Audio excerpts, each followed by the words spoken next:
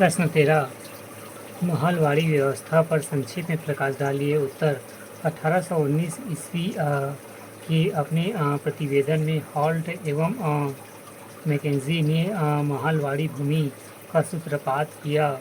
महाल शब्द का अर्थ जागीर तथा गांव। यह व्यवस्था प्रत्येक महाल के साथ स्थापित की गई, कृषक के साथ नहीं। 1822 ईस्वी में इस व्यवस्था को कानूनी रूप से दिया गया।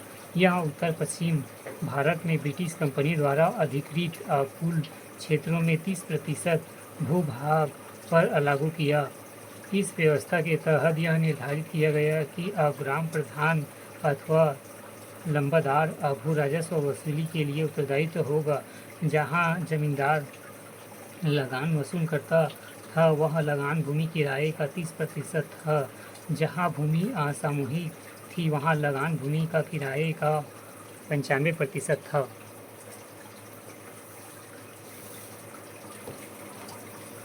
खंड 3, प्रश्न 14, शिवाजी के अष्टप्रधान मंडल के सदस्यों के पदनाम एवं उनके दायित्वों का उल्लेख कीजिए। उत्तर की शब्द सीमा 100, अंक 8। उत्तर, शिवाजी के अष्टप्रधान मंडल के में प्रशासन का प्रमुख छत्रपति होता था। इस मंडल में 8 प्रमुख अधिकारी होते थे, जिनका विवरण निम्नवत है। पहला, पेशवा राज्य के प्रशासन एवं अर्थव्यवस्था की देखरेख करता था। दूसरा, सर-ए-नौबत सैनिकों की भर्ती तैनाती तथा संगठन एवं अनुशासन का कार्य। तीसरा, मजूमदार आय व्यय का लेखा जोखा करना। और चौथा, वाक्यन्वित सूचना गुप्तचर एवं संधि विग्रह विभागों के अध्ययन का कार्य।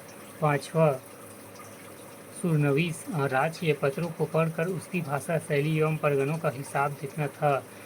छठवां, दबीर विदेश विभाग का कार्य करता था। सातवां, सदर धार्मिक कार्य करने का दायित्व था। आठवां, न्यायाधीश सैनिक और असैनिक सभी प्रकार के मुकदमों को सुनने का निर्णय का अधिकार रखता था।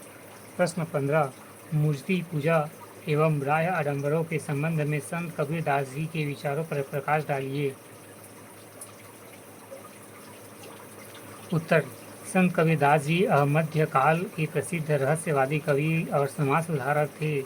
उनके विचारों पर प्रकाश डालने के लिए हमें उनके दोहों पर विचार करना होगा। उनका एक प्रसिद्ध दोहा, पाथर पूजे हरि मिले तो मैं पूजूं पहाड़, अर्थात यदि पत्थर पूजने से हरि मिले तो मैं पहाड़ पूजने लगूं।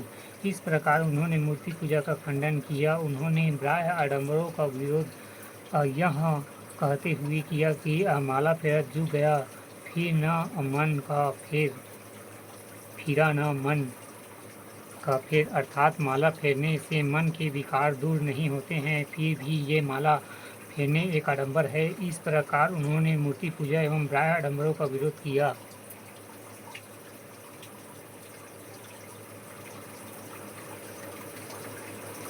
या संत कबीरदास को एक वस्तुवादी एवं प्रत्यक्षनिष्ठ और धूर्त अन्याय विरोधी संत के रूप में जाना जाता है। उन्होंने अपने विचारों से मध्यकालीन भारत में प्रचलित मूर्ति पूजा और बाह्य आडंबरों का विरोध किया। उनके विचार में मूर्ति पूजा में मूर्तित्व का स्वरूप होता है, अतः मूर्ति को न पूजकर सारे संसार में कीर्तिमान दाता को पूजा जाना चाहिए।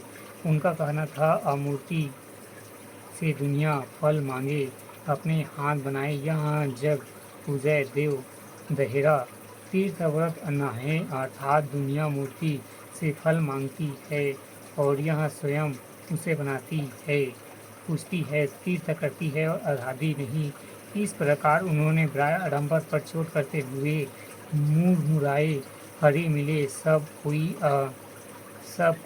ले मुराए, बार बार के मूर्ते भीड़ न बैकुंठ जाए।